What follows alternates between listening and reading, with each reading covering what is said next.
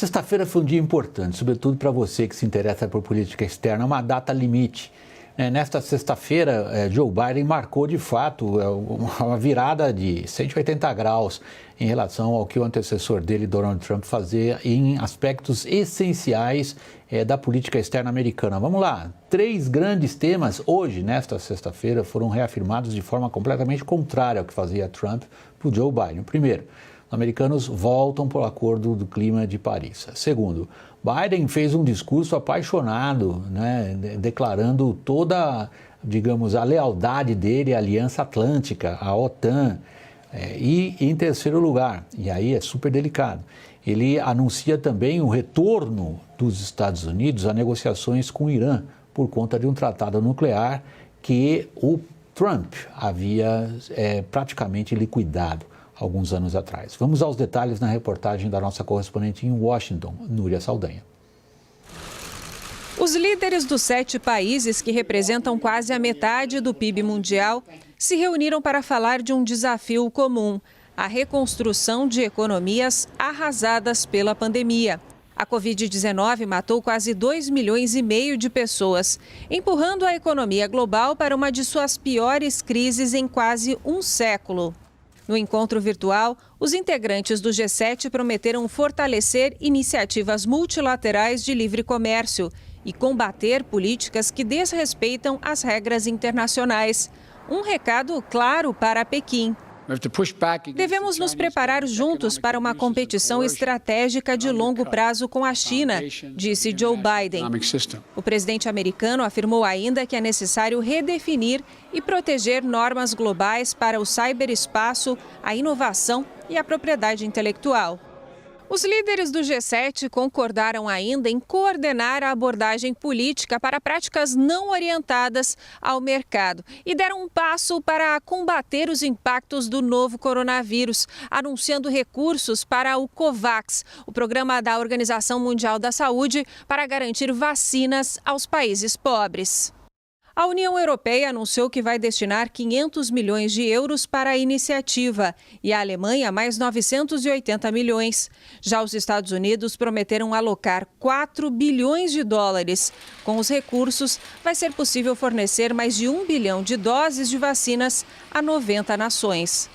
Horas depois, no Fórum de Segurança de Munique, em um claro contraste com Donald Trump, Biden reafirmou o compromisso dos Estados Unidos com os aliados europeus e a OTAN, a Aliança Militar do Ocidente. Eu sei que nos últimos anos as nossas relações transatlânticas foram testadas e prejudicadas, mas os Estados Unidos estão determinados a se engajar novamente com a Europa e a reconquistar nossa posição de liderança confiável, afirmou o presidente americano. E é justamente com os parceiros europeus que Biden quer lidar com outro país, o Irã. É por isso que tenho dito que estamos preparados para entrar nas negociações sobre o programa nuclear iraniano. Nós precisamos resolver as atividades de desestabilização do Irã pelo Oriente Médio, afirmou o presidente americano. A sexta-feira, que simbolizou a volta dos Estados Unidos às mesas de negociações internacionais, terminou com o enviado especial para o clima de Biden, John Kerry, e o secretário-geral da ONU, Antônio Guterres, celebrando o retorno dos americanos ao Acordo do Clima de Paris.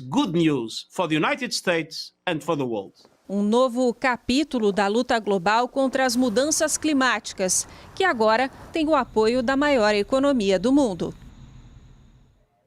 Vamos agora à conversa com o nosso analista internacional, Lourival Santana. Boa noite, Lourival, para você aí no estúdio, na Avenida Paulista. Lourival, deram essa curva de 180 em 3 desses assuntos em um dia só. Biden, mandou ver com vontade. Numa releitura, William, do que são os interesses nacionais dos Estados Unidos. O Irã estava cumprindo o acordo nuclear.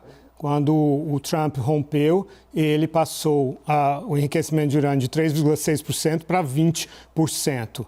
O aquecimento do Ártico está associado a essas frentes frias que chegam até o Texas, que não chegavam antes. Antes, com o clima mais frio no Ártico, ficavam encapsuladas essas frentes frias. Os aliados na Europa estão na linha de frente da contenção da Rússia, assim como o Japão e a Coreia do Sul estão na linha de frente da contenção da China e da Coreia do Norte. Os Estados Unidos não fazem nenhum favor ao cumprir esses compromissos de defesa. Acontece que tudo isso que eu estou te dizendo é contra-intuitivo, requer um conhecimento especializado e é muito mais fácil arrebanhar seguidores seguindo coisas que são do senso comum, né, do que ter que explicar tudo isso para a população.